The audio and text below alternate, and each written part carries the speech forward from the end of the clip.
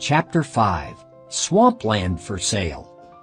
Next time you drive to work, take your son or daughter to school or race down a highway you've traveled hundreds of times. Look to the right and the left.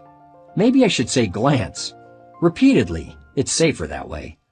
But what I mean is this, take the time to really look around.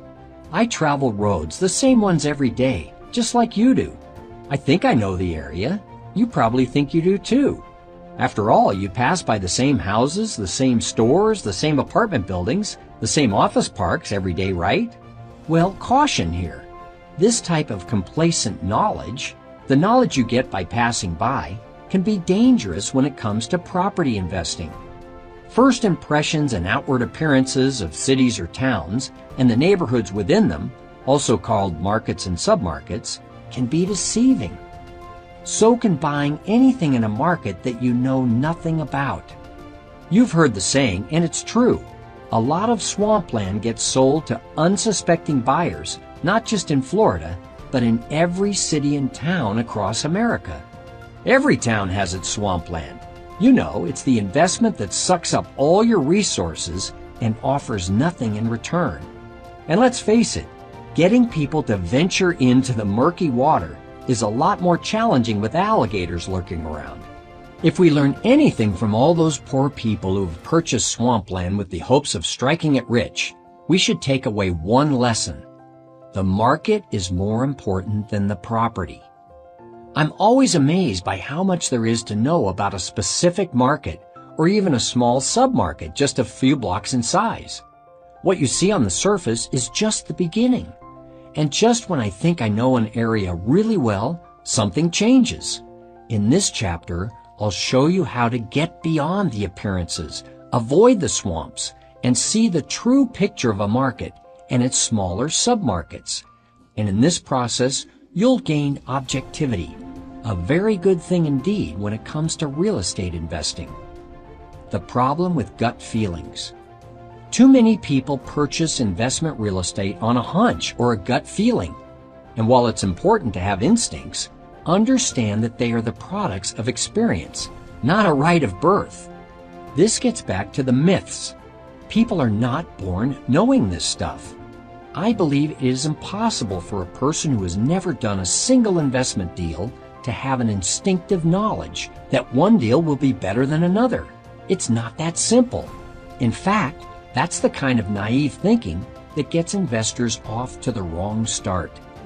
Save your gut instincts for 20 years down the road. Starting off on the right foot involves doing one thing really well: evaluating your market and submarket. You must get to know your target area and become an expert in it.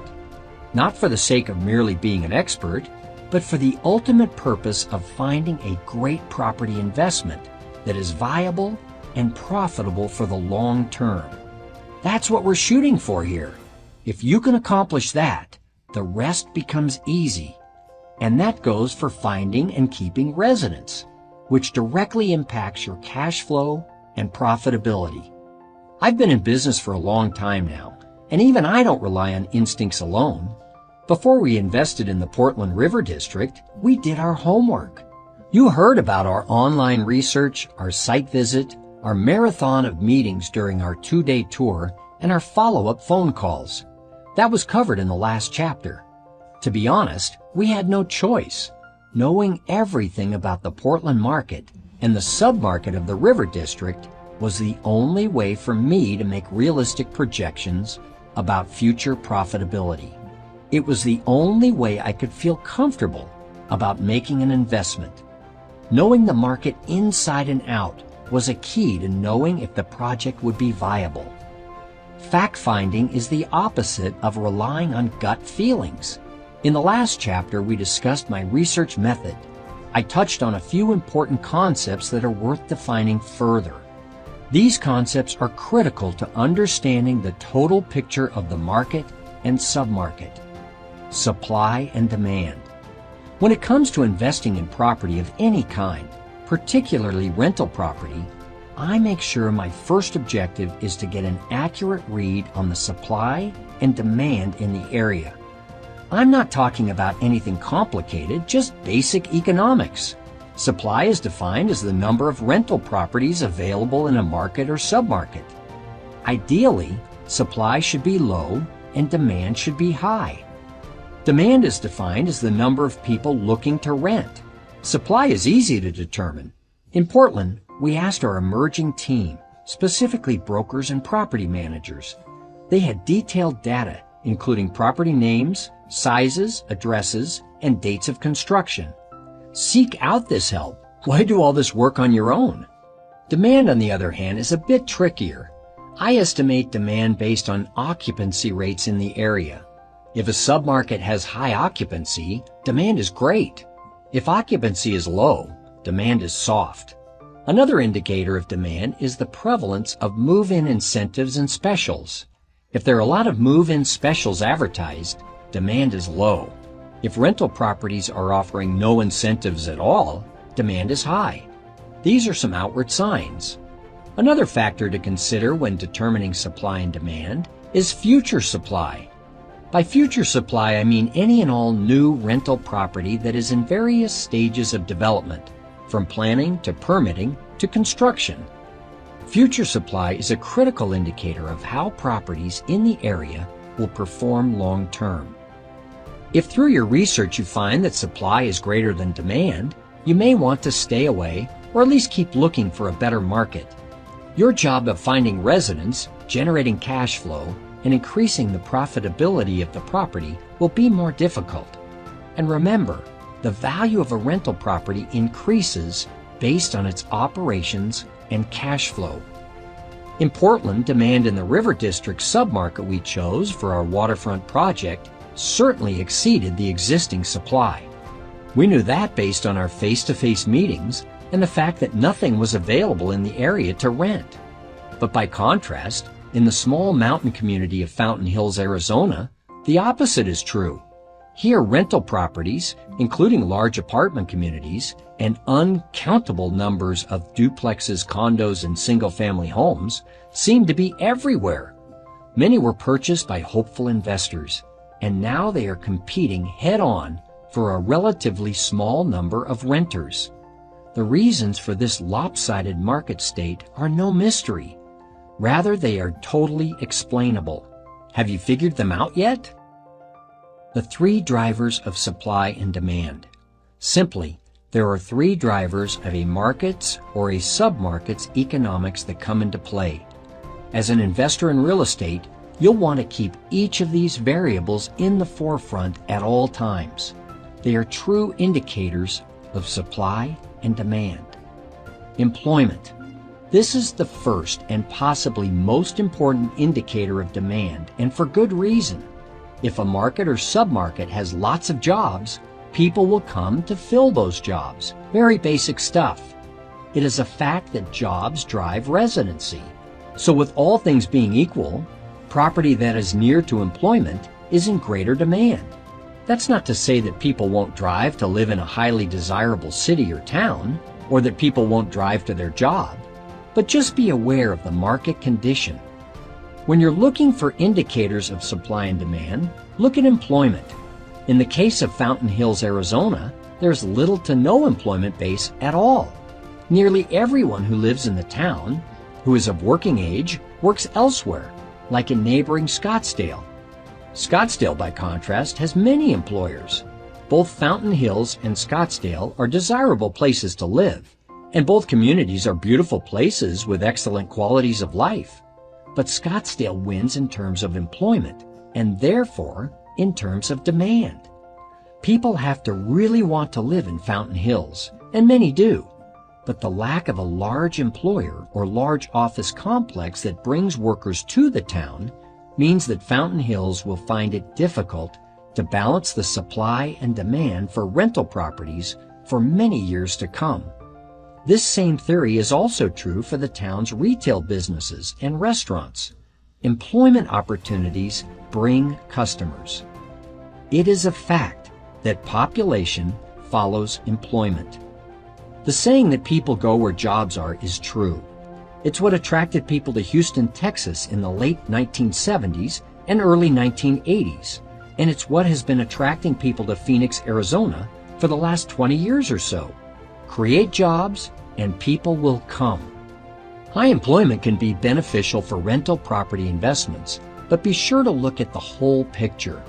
Even communities with lots of jobs can still be overbuilt, thus throwing off the delicate balance of supply and demand. Scottsdale has been smart to limit the supply of rental properties. That has helped keep the vacancies low and the rents high. Fountain Hills, with its plentiful land by contrast, allowed the construction of too many rental units, and therefore vacancies are higher and rents are lower. Fountain Hills could have been a premium rental community even without a strong employment base, and once was before a boom in rental properties occurred in the mid to late 1990s. After all, the town is a tremendous draw for winter visitors and part-time residents, a good market for rental communities. Employment stability is also something to consider. As you evaluate your market and submarket for employment, look at how stable the employment base is. Are the companies reputable? Are their products or services in ever-growing demand? Is the mix of companies diversified? These are indicators of stability. Just look at Houston in the 1980s. Rental properties were booming, and then the oil industry came crashing down, taking with it banks, hotels, home-building companies, and numerous other businesses. Apartments were vacant all over town, so to lure renters, owners and property managers were offering ridiculous move-in packages, including 6 months free rent, free televisions, and no security deposits. A significant drop in the local employment had a significant impact on the economy. Population. In a world of choices, choose to have your first, well, let's face it, all your investment rental property where the people are. We've already established that you need a stable and growing employment base, so it makes sense that you'd also want to be in an area where there are lots of people. People who are your future customers. That may be a bit cut and dried for the new investor who's thinking about taking advantage of a great deal on a single-family home on the outskirts of town, off the beaten path. While it may be a wonderful property and seem like a great deal, that's meaningless if no one is around to lease it. In this book, you'll find that once the market is selected, the key to success is in the property itself, and valuation is a function of its operations, how well it operates now, and how well it will operate in the future. By operations, I mean how much income the property generates, what the expenses are, and what the overall profitability is. Operation success in this business relies on a market of renters. People certainly go where the jobs are, but they also migrate to places that have a certain persona or living experience built into the area. That's a somewhat vague concept, I know, so it may be best to use examples rather than try to explain it. If you've ever been to Venice Beach in California, you know that it's a submarket of the Los Angeles market that has a definite persona or living experience. First of all, it's a California beach town that conjures up all the fun and freedom that the California Office of Tourism, Hollywood, and the Beach Boys spent decades promoting through commercials, movies, and songs. Next, it's a submarket even among other beach town markets that has a reputation for being edgy, avant-garde, and youthful. Purchase investment property in Venice Beach, and you wouldn't have to say much more. Lots of people are drawn to this lifestyle and the persona of what living in Venice Beach means. Contrast that with the Phoenix submarket of Dobson Ranch. There are rental properties in this master plan community, but the area has no real persona that drives the multitudes to it. Sure, it's a nice place to live and a great place for families, but there is no major image that draws population. I'm sure most everyone listening to this book has never even heard of it. Other areas that come to mind when I think of living experience and persona are Key West, Florida, and Coronado Island, California. They are both exclusive beach resort communities. Whistler, British Columbia, is another example, and the name is almost synonymous with skiing and stunning alpine scenery. Gig Harbor, Washington, is a mecca for boating enthusiasts. Aspen, Colorado, is the place to ski and be seen. And finally, Scottsdale, Arizona, is known for sun, golf, spas, and shopping. These are famous places that possess personas. But there are other less famous areas in every community that have unique personas and living experiences that are known to those who live in the region. Take some lesser-known areas in Arizona. Litchfield Park, which was once known as the location of Luke Air Force Base and a lot of farms, is now readily known in the Phoenix metro area as a boom town with lots of development, a sports arena complex in neighboring Glendale, and retail everywhere you turn. Mill Avenue, a submarket of Tempe, Arizona, is well known as a youthful, happening, artistic college center. Do you understand through these examples the concept of persona and living experience? Places that have clearly defined personas are population draws, almost as powerful as employment. The lure of charming buildings in towns that lack employment and a solid persona have tempted even the best of us, me included. But don't be caught. Charming buildings in towns with lots of people stay charming after the sale, and they get even more charming when they are making money. Unless you're a Vegas gambler who always tries to beat the odds, stay away from markets and submarkets that are not drawing people. Now that you know some of the reasons why markets attract people, you'll need to know how to quantify the population in your area. Here's another time where the team comes into play. Talk to your city or town officials, visit their websites, and set up meetings. Remember, as a taxpayer, you are paying their salaries. You are their customer. Do whatever it takes to get realistic population projections. And when they rattle off blue sky numbers, ask them to elaborate on the factors they see that are contributing to this optimistic growth scenario. If any of your sources project population to decline, that's a bad sign. But at least they are honest. I always look for real indicators from people, not blue sky, and value them for telling it like it is. In addition to employment and town persona as population draws, your contacts may also refer to the following. 1. New highways or highway extensions. These create new traffic patterns and transform areas that once seemed a long distance away into places that suddenly seem close by. If a new highway project is slated near that single-family home off the beaten path we talked about earlier, it may not be such a bad investment opportunity after all. 2. Master plan communities. These large residential projects combine home and work, and with them draw lots of people. New communities in particular are usually backed by big-dollar advertising campaigns, and the older ones, like Dobson Ranch mentioned earlier in this chapter, become yesterday's news. 3. New sports stadiums and arenas. So often the hub of urban redevelopment is a sports stadium or arena complex. These facilities bring tens of thousands of people to an area and open up all kinds of opportunities for investment real estate. The new Phoenix Coyotes hockey arena, as well as the newly added Cardinals Stadium in Glendale, have been two of the most important projects in the recent emergence of neighboring Litchfield Park, the boomtown we talked about earlier. Another example, the new Reno Aces AAA baseball park is transforming the downtown area in Reno, Nevada. 4. Universities and university expansion. Universities are always population drivers because just by the nature of what they do, they bring in a steady stream of students, faculty, and supporting businesses to an area. The Mill Avenue submarket of Tempe that we just spoke of earlier is in walking distance of Arizona State University. 5. Redevelopment areas. Our River District project in Portland is an excellent example of a redevelopment area. The ideal central locations, community goodwill, and an aura of coolness often associated with redevelopment makes these kinds of projects population magnets.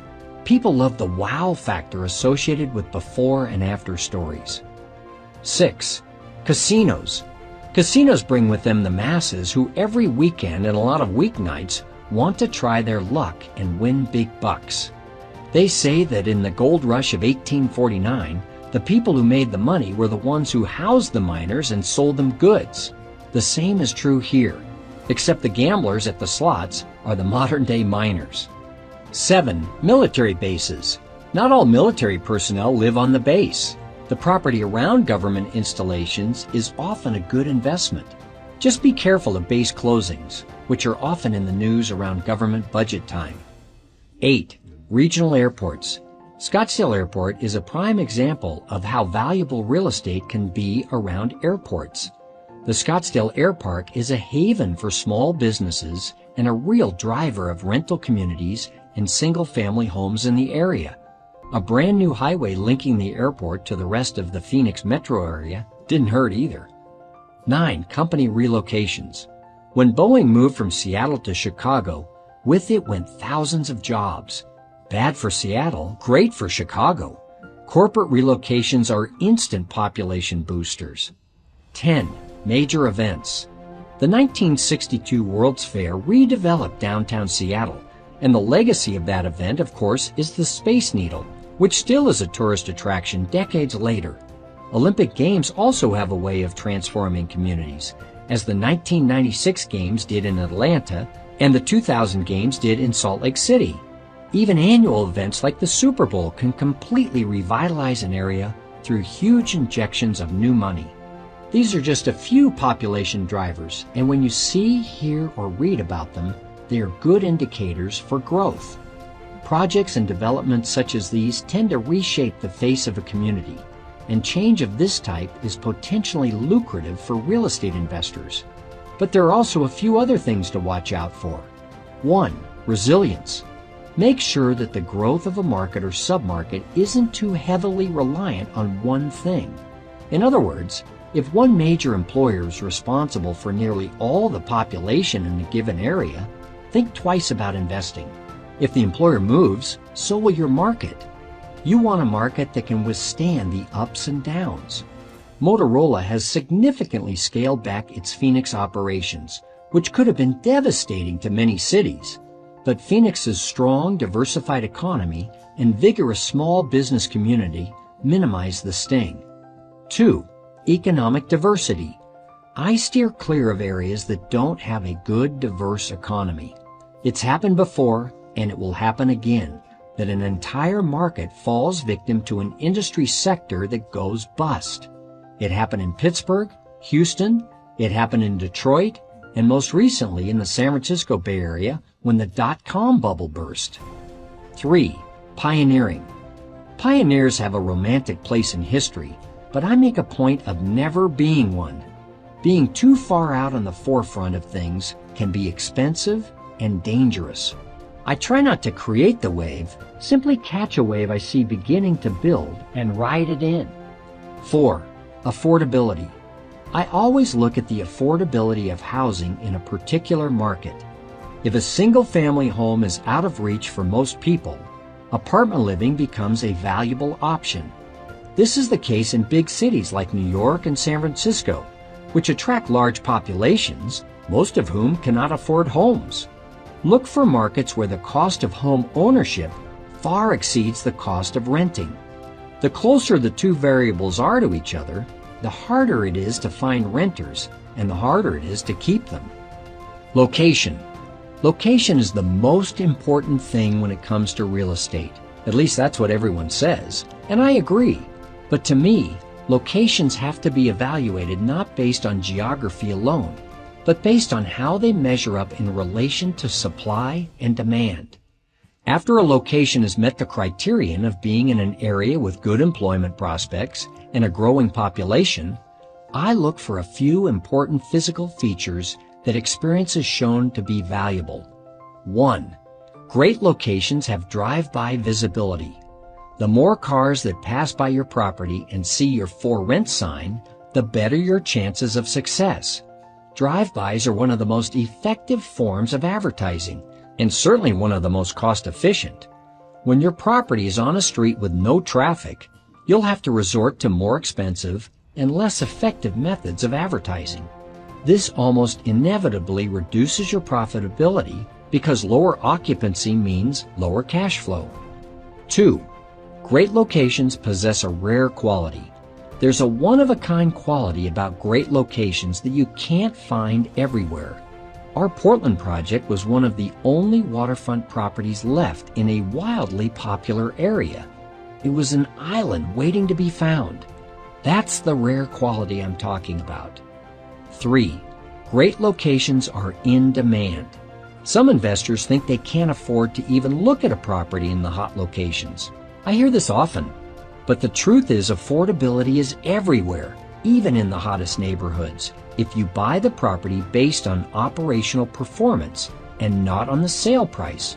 You'll be hearing more about this concept in chapters to come, but for now, know that you should never rule out A-plus neighborhoods. Take another look at these 3 characteristics of great locations, and what you find is that they add up to one simple truth. Great locations are low in supply and high in demand. This is at the heart of your market evaluation. Be realistic with your analysis and look at the future of the market with a keen eye on the present. Property investing should pay off now and later. The first step in buying right is knowing your market better than anyone else. Focusing your market. After all the evaluation is said and done, you should be armed with the information you need to narrow your market. A few chapters ago, we talked about goal setting. I put forth as an example the goal of finding an 8-unit property in Phoenix. The goal was as follows. We will acquire one 8-unit property in your metro area within the next 12 months that will generate at least $4,000 of average annual income over the next 5 years. After hearing this chapter, you should now be thinking that your metro area as a market is way too broad. That should be narrowed considerably. As you learn more about your own market, you will find yourself continually refining your goal and your search. That's perfectly fine. This gradual focusing is necessary, and those who can't do it effectively find this type of work, well, a lot of work. So let's now refine our market to Scottsdale. That's much better. And we'll focus it even further to the Old Town area, a submarket of Scottsdale. I now know that my property choices will be in the hundreds, not the tens of thousands. Do you see what I mean about a lot of work? Focusing your market makes things manageable. Chapter 5 Action Steps. Select one market in your state, preferably one close to home, that you may be interested in. List every submarket or separate neighborhood. Define and describe the employment picture of the area. Define and describe the unique persona of the submarket. Determine supply and demand estimates by asking your team and reading the visual signs. Check your findings against the information in this chapter. Rate the submarkets based on the criteria, and then select your submarket. The ABCs of real estate investing emphasizes the importance of understanding the complexities behind real estate markets and submarkets rather than relying on surface-level perceptions. It warns against the pitfalls of complacent knowledge derived from passing by properties daily, highlighting the deceptive nature of first impressions. The analogy of swampland represents investments that drain resources without yielding returns, emphasizing the significance of market knowledge over the allure of a property. The chapter stresses the fallacy of relying solely on gut feelings or instincts when investing in real estate. It contends that experience, rather than innate intuition, forms the basis for reliable decision-making. The author emphasizes the necessity of thoroughly evaluating markets and submarkets to become an expert in the targeted area. Understanding these areas in depth is crucial for identifying profitable, viable long-term investments and for sustaining cash flow and profitability. Drawing from personal experience in the Portland River District investment, the author underscores the exhaustive research and comprehensive understanding of the market that preceded the decision. This depth of knowledge was crucial in making informed projections about future profitability and feeling confident in the investment's viability. Ultimately, the chapter emphasizes that a profound understanding of the market is the linchpin for successful real estate investing. The significance of thorough fact-finding in real estate investing, steering away from relying solely on intuition.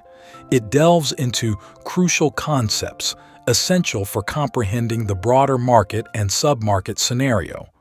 The primary focus is on understanding the dynamics of supply and demand in rental property investments. Supply represents the available rental properties, while demand indicates the number of prospective renters. The chapter emphasizes that low supply and high demand are ideal for investment. The determination of supply is relatively straightforward, often sought through assistance from local experts like brokers and property managers. Conversely, assessing demand involves examining occupancy rates and move-in incentives offered by rental properties. High occupancy rates and fewer incentives indicate robust demand. The chapter highlights the significance of considering future supply, encompassing rental properties in various developmental stages, to forecast the long-term performance of properties in an area. An imbalance between supply and demand can impact property operations and profitability. The case studies of Portland's River District and Fountain Hills, Arizona, illustrate the effects of supply-demand disparities on rental markets. Moreover, three key drivers influencing market economics, employment, population, and town persona, are elucidated.